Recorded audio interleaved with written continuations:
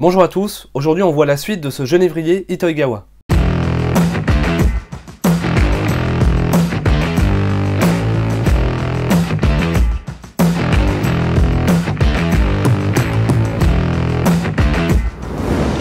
Alors dans cet atelier, on va commencer par déligaturer cet arbre. Vous vous souvenez, il avait été mis en forme en 2020. La première mise en forme, ça doit dater de 2018, lors d'un stage en club avec Alexandre Escudero. Il a été remis en forme une seconde fois lors d'un atelier avec Alexandre Escudero en 2019. Là, cette fois-ci, j'avais fait une petite vidéo. Et en 2020, j'ai repris de zéro cet arbre pour faire ma propre mise en forme sur un nouveau projet. Et vous avez également la vidéo sur la chaîne. Donc avant de commencer l'atelier, je vous propose un petit résumé de cet arbre. C'est parti!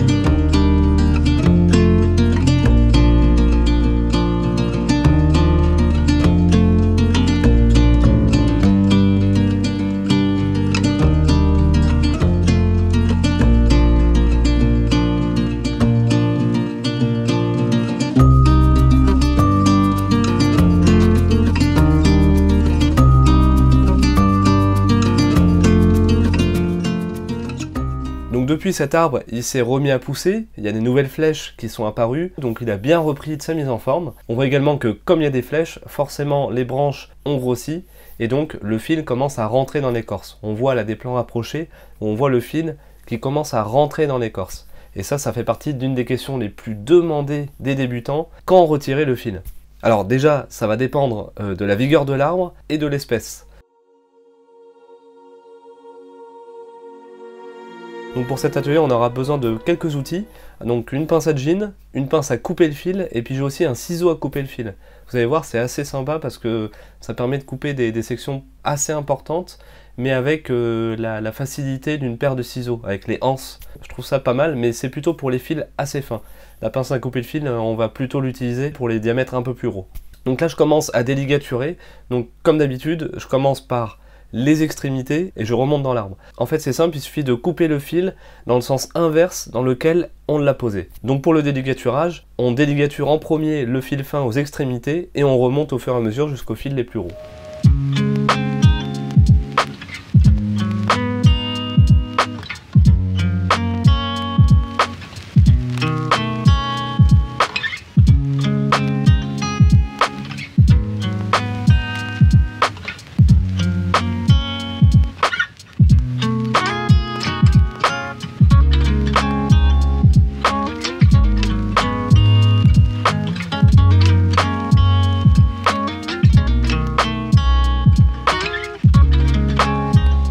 Vous voyez, pour les plus grosses sections, j'utilise la pince à couper le fil et j'essaie de bien placer les dents pour pas abîmer l'écorce qui est en dessous. Si j'enfonce trop ma pince à couper le fil, je vais aussi faire une marque sur l'écorce, et si je l'enfonce pas assez, je vais couper une portion du fil et je vais devoir m'y reprendre une deuxième fois.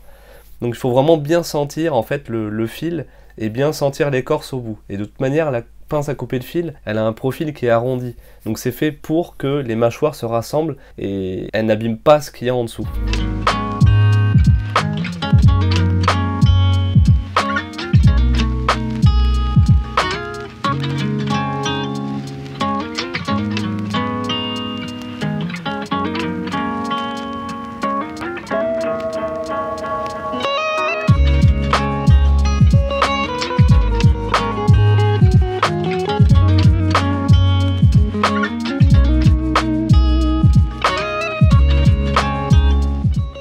Donc là je déligature également le bois mort, donc ça c'était du bois mort que vous vous souvenez, j'avais ligaturé pour donner du mouvement, j'avais supprimé la végétation mais j'avais pas supprimé l'écorce. On va y revenir après. Donc évidemment je le déligature et vous voyez que ce bois qui est mort a le mouvement qu'on a donné avec le fil.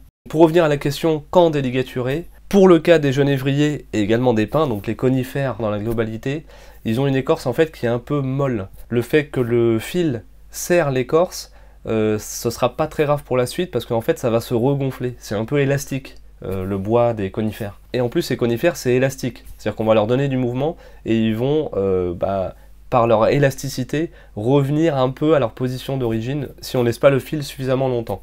Donc, il faut le laisser suffisamment longtemps pour qu'il garde cette forme, mais pas trop, parce que sinon après ça rentre beaucoup trop dans l'écorce et effectivement on va marquer la branche. Donc le fait de laisser rentrer le fil dans l'écorce, on peut le faire à une certaine mesure sur les conifères, mais pas pour les feuillus, parce que les feuillus pour le coup l'écorce est très fine, c'est pas élastique du tout, et là ça va marquer et c'est irrémédiable. Ou alors il faut laisser grossir énormément pour rattraper un peu les pertes de matière aux endroits où le fil a marqué.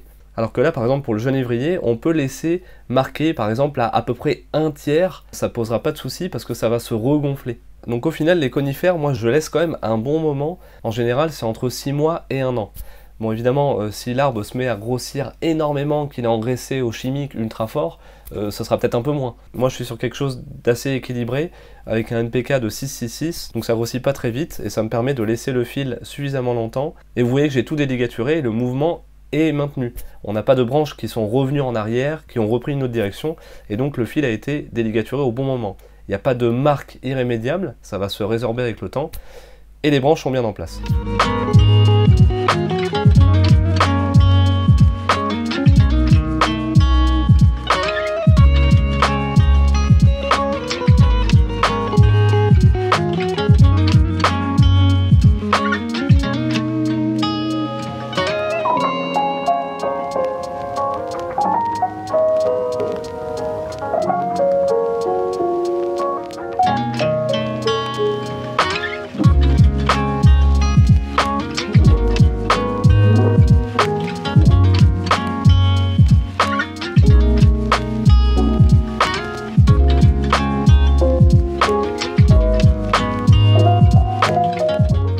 Alors maintenant on passe au travail du bois mort. Donc là je vais commencer à écorcer la branche que je n'avais pas écorcée le jour J. Alors vous vous souvenez pourquoi? J'avais tout ligaturé et je m'étais rendu compte avec la mise en forme que cette branche finalement n'était pas obligatoire pour le design final de l'arbre et le projet que j'avais en tête. Donc j'ai voulu le transformer en Tenjin, mais effectivement j'allais pas m'embêter à enlever le fil de ligature, écorcer et reposer le fil. Donc j'ai laissé le fil en place et l'écorce en place. Là maintenant aujourd'hui il faut que j'enlève l'écorce. Effectivement c'est un peu plus dur d'enlever l'écorce un an après plutôt que de le faire quand la branche est encore vivante, parce que le cambium est actif, ça glisse tout seul, ça s'enlève très facilement. Mais on peut le faire plus tard, c'est pas grave. Donc j'en profite aussi pour retravailler un peu les transitions des bois morts. Là j'avais 2 branches mortes de chaque côté, et je décide en fait de les rejoindre en faisant en fait un espèce de charri pour rejoindre les bois morts. Donc j'utilise un couteau à greffe très affûté, et puis la pince à jean pour écorcer. J'utilise plusieurs outils, et ça me permet de faire cette transition de bois mort à bois mort. Et effectivement, il faut bien faire attention quand on fait un pont comme ça, de bien être sûr que la veine vivante peut passer, peut contourner en fait ce bois mort. Sinon on coupe le fût de sève et c'est terminé, tout ce qu'il y a derrière c'est mort. Vous voyez aussi que quand j'écorce, on voit que le diamètre final diminue énormément. Quand on écorce une branche, en général, on enlève pratiquement un tiers de l'épaisseur. Donc si vous voulez faire du bois mort épais, il vaut mieux bien laisser grossir avant d'écorcer.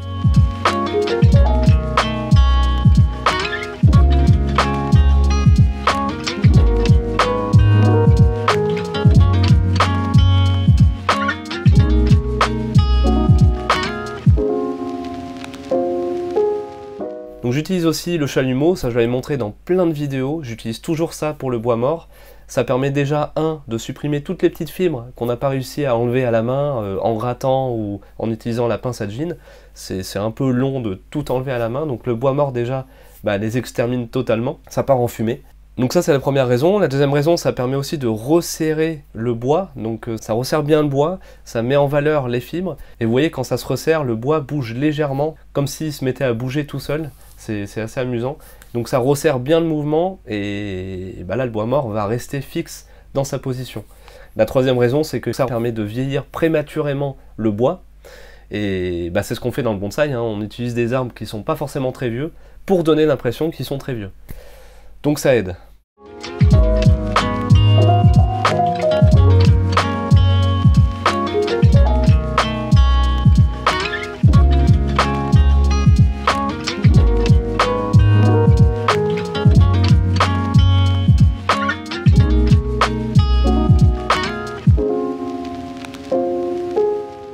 Ensuite, je pulvérise de l'eau sur le bois mort parce que je vais appliquer du liquide Adgin. Donc c'est important de bien humidifier le bois parce que ça aide à bien l'appliquer et ça permet aussi que le liquide Adgin soit bien imprégné dans le bois. Donc j'utilise un pinceau tout simple et j'applique le liquide Adgin sur l'ensemble du bois que je veux faire blanchir. Et en séchant, le bois va devenir blanc pour imiter en fait le vieux bois mort dans la nature qui prend le soleil, les intempéries, etc. Et ça devient vraiment tout blanc. C'est pas un effet esthétique, c'est vraiment encore une fois pour se rapprocher de ce qui se passe dans la nature.